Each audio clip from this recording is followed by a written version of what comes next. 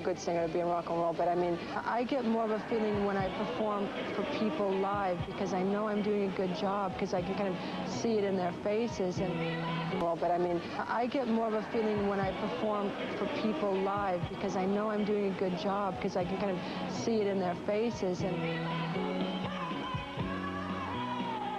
sometimes you win, sometimes you lose. It's just, you know, you just do what you do.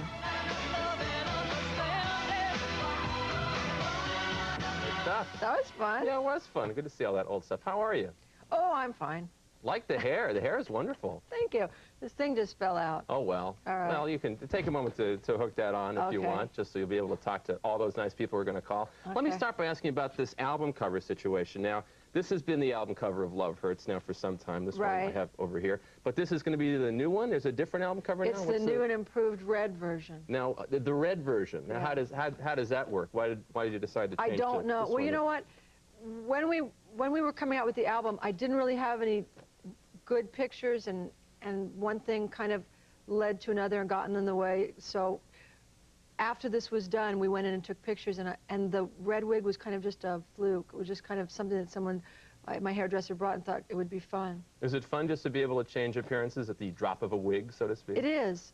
I mean, the drop of contact lenses and the drop of a wig, I have blue eyes and red hair. It's amazing. That's good. We should all be able to transform ourselves. Yeah, it kind of, you know, it gives you limitless possibilities. Let's see just how limitless our possibilities are. Why don't we hit the phones? Let's talk to Tanya from Morristown, Tennessee. Tanya, you're on Rockline. Hi. How are you? Okay, Cher, my question to you is, does that new song you have out, Love and Understanding, does it have a personal meaning to you? You know, it's probably one of the few songs on the album that is really, it's more of a universal thing. It's not so much a personal thing. I think about 8 out of 11 songs are real personal to me, but this one is, I mean, I like the sentiment, but it's a universal idea. It's not a specific to someone. There's a lot of heartbreak on this record, aptly called Love Hurts, isn't it? Yeah. Let's take another call. David from Bryson City, North Carolina. Yes. Hi, Cher. Hi. How you doing? I'm fine. You look great. Thanks. Do you get to pick your songs as far as lyrics go, and do you do any producing or co-producing? I do get to pick my songs because, I mean, I have a lot of help. There's a man at Geffen, John Clodner, who's really kind of responsible for my career this time, and he brings me a whole bunch of songs, and then I pick the ones I like the best. But I think that you've got, it's like I'm making a movie. I don't think that you can do a really good job with the dialogue unless you know what you're talking about. I feel the same way about songs. I mean, I don't write them, so I have to be able to understand them to kind of get them back across. You're getting better songs now that you're sort of established as an artist now than you used to get? Absolutely, yeah. People just are getting you better quality songs from better writers? Must make you feel good. It does, and better producers, and I really like it because it's kind of music I like to listen to, too. You know, it's I'm now getting a chance to sing the kind of music that I like to listen to. Rock and roll. Yeah. Thank you, David. Let's talk to Jerry from Daleville, Alabama. Hi, Cher. Hi. What do you think of the controversy that surrounded most of your videos, like If I Could Turn Back Time? Well, I don't think much.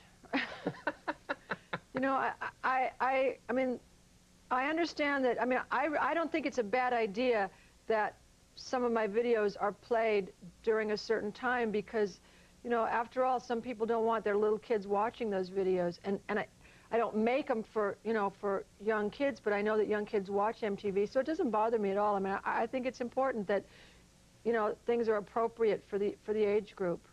How did the Navy react to that video when they got a look at it? This is the If I Could Turn Back Time video. They had a hard time with it, but they were all there while I was doing it. But, you know, I thought it was, I mean, it was the coolest thing for them, you know. I mean, you know, join the Navy and see Cher's tattoos. It was a really cool thing.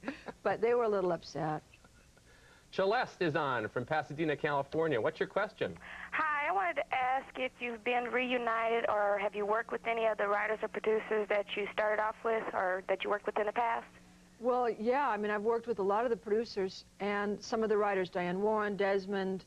Desmond Child, of course. Yeah, right? Desmond Child. Really a lot of them from the first 2 albums. Peter Asher. They start to know what you want after a while, I guess. Yeah, so it gets really comfortable. I mean, I had Bob Rock this time and Richie Zito, and they were really fabulous to work for. But then I had a lot of the old people, which I felt, you know, I kind of, people kind of start, like Diane Warren just sits down and she kind of writes for me now. I mean, you know, she knows what a good Cher song is. That's probably pretty useful, I would think, yeah. after a while. Carrie's calling from Moundsville, West Virginia. Hi, Carrie. Hey. What's your question for Cher? I was wondering how you felt about singing with Sonny Bono on the David Letterman show. Well, it was kind of weird because I really wasn't expecting it. You know, I mean, I knew we were going to talk and I knew I was going to sing, but then, I don't know, I'm pretty loose, so I thought it would be fun. I mean, at the last minute, there was nothing to do but think it would be fun, so I kind of got into the spirit of it and did it. And it was strange, and it was nice. I thought it was nice. Now, Sonny's got a book out now. How do you feel about that, where he talks in great detail about what purports to have been your married life? How does that make you feel? I haven't read all the book because I tried to get through the first chapter, and I hated it. It was rough. And I mean, I've thought about having a rebuttal, but, you know, it's hard. I think that people, I mean, I know things about Sonny that no one should know. And I think it's wrong to use, you know, I don't think kiss and tell books are so cool.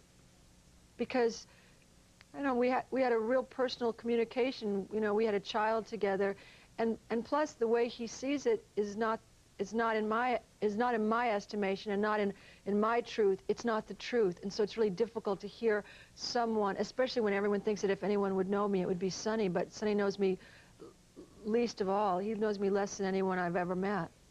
Interesting. Let's go to Heather from Tupelo, Oklahoma. How are you? Fine. Cher, I was wondering, what was your first tattoo, and have you got any recently? My first tattoo was a butterfly. It was in 1972, and I have not necessarily a new one, but the newest one I have is a chain on my arm that's got little charms on it. And it's really difficult if you're a person who likes to. I mean, there are only two kinds of people: people who love tattoos and people who really are turned off by them. And if you love